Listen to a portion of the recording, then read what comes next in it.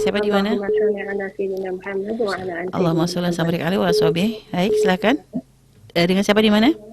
Dengan nama Allah di Cirebon. Baik, silakan langsung kepada Buya. Nah, Assalamualaikum warahmatullahi wabarakatuh, Bu ya. Waalaikumsalam warahmatullahi wabarakatuh. Ini, Bu ya.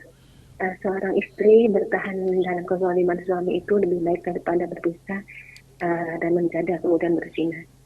Dalam hal ini bagaimana agar tidak menjadi dilema dan menemukan solusi yang terbaik, Bu ya. Karena dalam ini pula pasti ada pengabdian yang berkurang atau ketidakpulusan.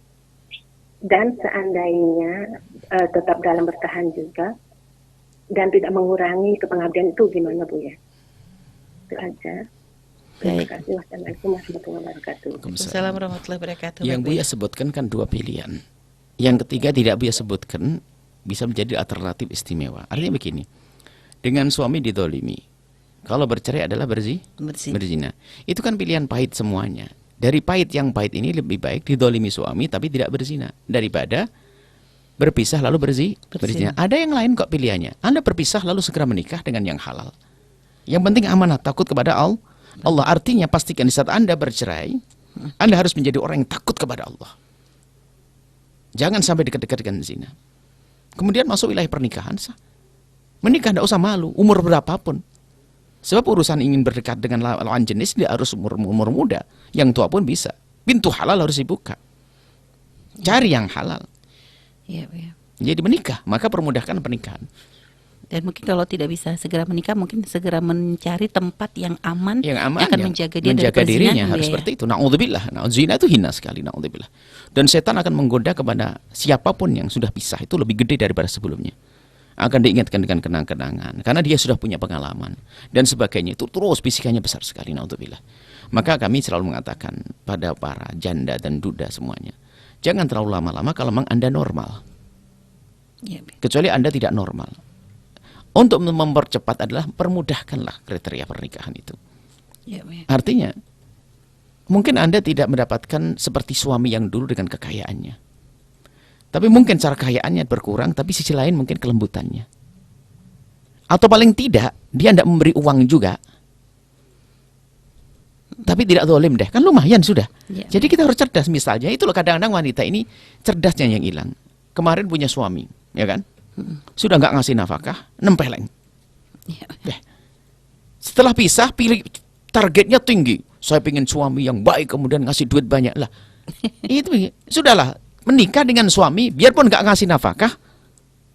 Kemarin malah ngambil, biarpun nggak ngasih nafkah, tapi nggak nempeleng. Ini kan lumayan aman. Jadi kita perlu cerdas dalam memilih pasangan. Maka yang mempersulit itu karena adalah ketidakcerdasan, sehingga ambisinya harus begini, begitu. Akhirnya naudzubillah, saya mau zina. Pokoknya dia takutlah kepada zina. Zina adalah hina dan hina. Baik. Dan alangkah banyaknya wanita semacam itu. Setelah bercerai menjanda, dan kita punya banyak yang cerita-cerita yang disampaikan kepada beberapa ustadz ngadu kita, bahasanya ustadz mendapat pengaduan setelah bercerai masuk wilayah zina, bercerai zina. Astagfirullah, innalillah. Alhamdulillah, Bu ya. Dan kalau seandainya seorang istri dalam keadaan didolimi suami, mengabdi tapi nggak bisa tulus, apakah tetap dapat pahala, Bu ya? Iya, lebih gede pahalanya. Tidak tulus maksudnya tidak tulus kepada suami, tapi Allah tahu. Iya. Memang ya Bekel Allah. begitu ya. Tetap Tapi dapat hendaknya pahala. begini, kalau memang kedoliman yang sesungguhnya, Anda bisa segera melepaskan dari kedoliman tersebut. Yaitu tadi. Cuman catatannya di saat Anda harus berpisah, Anda harus menjamin diri Anda tidak akan melakukan zina.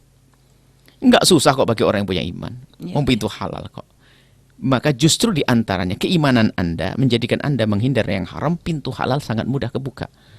Tapi yang repot pintu halal kebuka, siapakah dia? Yang coba-coba yang haram. Makanya apa? Sehingga dia milih halalnya terlalu jauh. Akhirnya haram diambil. Biarpun hanya WA ya, telepon-teleponan, dia menikmati. Baik. Biarpun mohon maaf dengan laki-laki hanya untuk memuaskan, katanya sampai ada seorang, saya belum menikah tapi saya menjadi kebosan lewat HP. Lewat video call dengan perempuan, saya bayar untuk membuka baju dan sebagainya, saya menyenang. Itu akhirnya melakukan dengan sendiri. Itu kehinaan. Biarpun tidak berzina, tapi itu adalah kehinaan, memuaskan syahwat dengan cara semacam itu. Nah, ini maka hendaknya pintu haram ini ditutup, halal kebuka.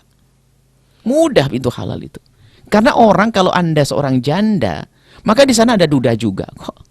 Anda seorang wanita memerlukan, di sana ada laki-laki memerlukan.